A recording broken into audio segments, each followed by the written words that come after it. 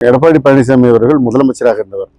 அவர் முதலமைச்சராக இருந்த காரணத்தில் போதிய புதிய பேருந்துகள் வாங்காத காரணத்தினால்தான் பழைய பேருந்துகள் ஓடியது.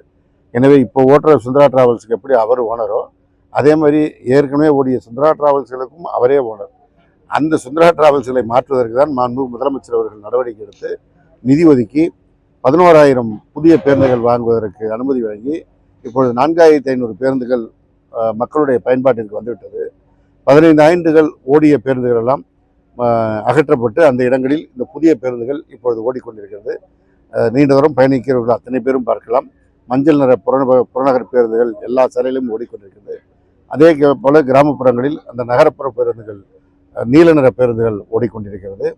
அரசு விரைவு போக்குவரத்து கழகத்திற்கும் புதிய பேருந்துகள் வந்து செயல்பாட்டிற்கு வந்திருக்கிறது. இப்படி தமிழ்நாடு போக்குவரத்துறை இன்றைக்கு ஒரு மிகப்பெரிய மாற்றத்தை மாண்பு தமிழ்நாடு முதலமைச்சர் அவர்கள் தலைமையில் கண்டிருக்கிறது.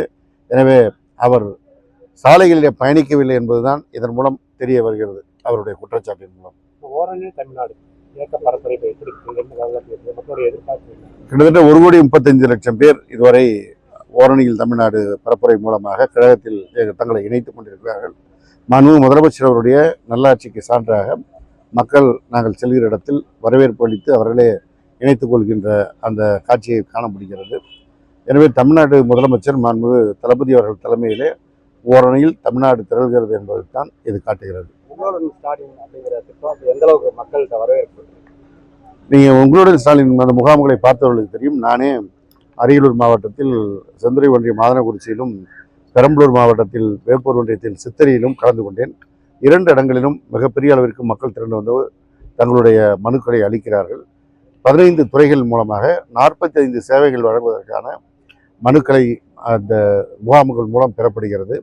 எனவே மக்கள் வீடு தேடி வரும் அரசு என்று மாண்பு முதலமைச்சர் அவர்கள் கூறியது போல அதை உணர்ந்து அவர்களே வந்து அந்த மனுக்களை கொடுக்கிறார்கள். இன்னும் சொல்ல வேண்டும் என்றால் இந்த முகாம் நடப்பது குறித்து ஒவ்வொரு வீடாக சென்று மக்களுக்கு தெரிவித்து அவர்கள் தெரிவித்ததை ஒப்புகை சீட்டு பெற்று அது மாத்திரமல்ல அலைபேசியில் இருக்கின்ற ஒரு செயலியிலே அதை உள்ளீடு செய்கின்ற போது எந்த இடத்தில் அவர்கள் இருக்கிறார்கள் என்பது வரைக்கும் தெரிகின்ற அளவிற்கு இந்த பணி நடைபெற்று கொண்டிருக்கிறது. அதனால் எல்லா மக்களுக்கும் அழைப்பு செல்கிறது.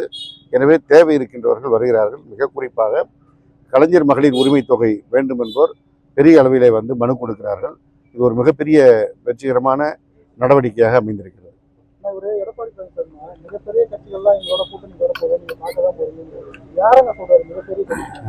இப்போ தமிழ்நாட்டினுடைய நிலையை அவருக்கு தெரிந்துதான் பேசுகிறாரா தெரியாமல் பேசுகிறாரான்னு தெரியல. தமிழ்நாட்டில் வந்து மிகப்பெரிய கட்சி திராவிட முன்னேற்ற கழகம், அதற்கு அடுத்த கட்சி அதிமுக. இந்த 2 கட்சிகளை தாண்டி எது பெரிய கட்சி என்று அவர் சொல்ல வருகிறார். அப்போ அதிமுகவோட பெரிய கட்சி ஏதாவது இருக்குன்னு அவரே சொல்கிறாரா?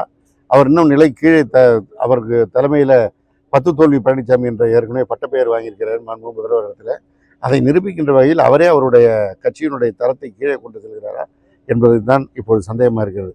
எனவே பேசுகின்ற பொழுது அவர் பேசுகின்ற வார்த்தையை பரிசீலித்து பேச வேண்டும் என்று அன்போடு கேட்டுக்கொள்கிறேன். புதிதாக வருகின்ற ஒரு கட்சியை இவரே சொல்கிறார் என்றால் அப்ப அதிமுகவுடைய சூழலை அவரே குறைத்து மதிப்பிடுகிறாரா என்ற சந்தேகம் தான் எழுகிறது. டயா பூஸ்டர் சுகருடைய ரிமோட் கண்ட்ரோல் இனி உங்க கையில. அனைத்து மருந்து கடைகளிலும் கிடைக்கும். செய்திகளை உடனுக்குடன் தெரிந்து கொள்ள கீழ்கண்ட கேபிள் மற்றும் டிடிஎச் நெட்வொர்க்குகளில் எம்நாடு செய்தி தொலைக்காட்சியை காணுங்கள். பாதகம் செய்பவரை கண்டால் நாம் பயம் கொள்ளலாகாது பாப்பா. மோதி மிதித்து விடு பாப்பா, அவர் முகத்தில் உமிழ்ந்து விடு பாப்பா. அண்மை செய்திகளை உடனுக்குடன் தெரிந்து கொள்ள இணைந்திருங்கள் எம்நாடு தொலைக்காட்சியுடன்.